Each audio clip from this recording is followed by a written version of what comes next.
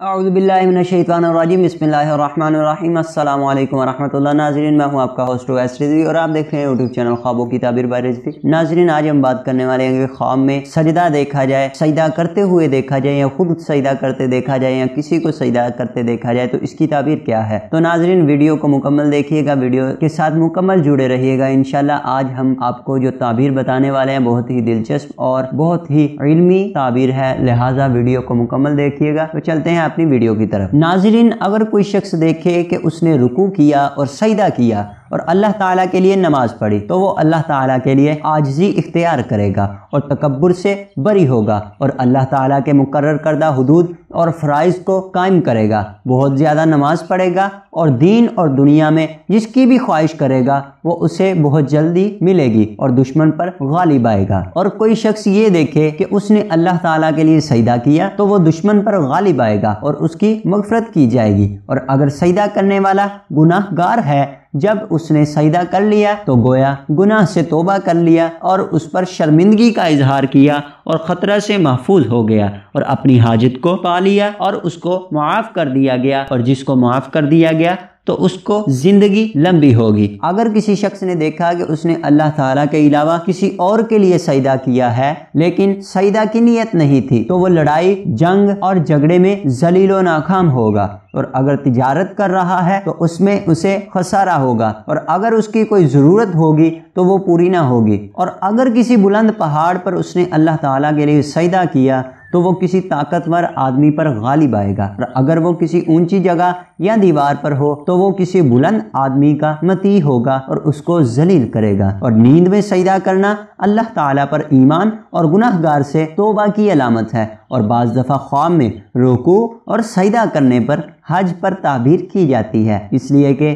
اللہ رب العالمین کا ارشاد ہے کہ میرے گھر کو طواف کرنے والوں اور جھکنے والوں، رکوع و سجود کرنے والوں کے لیے پاک کر دو۔ اور بعض دفعہ خواب میں سجدہ کرنا سنت کے اتباع پر اور جنت کے اندر کریم آقا رحیم آقا صلی اللہ تعالی علیہ وسلم کی صحبت پر دلالت کرتا ہے۔ اور خواب میں سجدہ کرنا کامیابی کی تعبیر ہے، اور جس گناہ میں وہ واقع ہے اس سے توبہ کی علامت ہے، اور زندگی لمبی ہونے کی بھی تعبیر ہے، اور خطروں سے نجات اور سجدوں پر بھی تعبیر کی جاتی ہے، اور نصرت اور کامیابی کی بھی تعبیر ہے، اور معاملات میں یہ اصلاح کی علامت ہے۔ اور بعض دفعہ سجدہ کرنا ایسی نعمت پر دلالت کرتا ہے جسے اللہ تعالیٰ نے دیکھنے والے پر کی ہو۔ جس نے دیکھا کہ سونے کی اینٹ چاندی کی اینٹ کو سجدہ کر رہی ہے تو یہ اس بات کی تعبیر ہے کہ کوئی شریف آدمی کسی گھٹیا آدمی کی اتباع کرے گا، اور جو صلیب کو سجدہ کر رہا ہے تو وہ کسی منافق قوم کی تابعداری گانا بجانے کے آلات میں کرے گا۔ اگر کسی شخص نے دیکھا کہ سورہ اعراف والا سجدہ پڑھا تو بشارت ہے وہ امر بالمعروف اور نہی عن المنکر کا محافظ ہوگا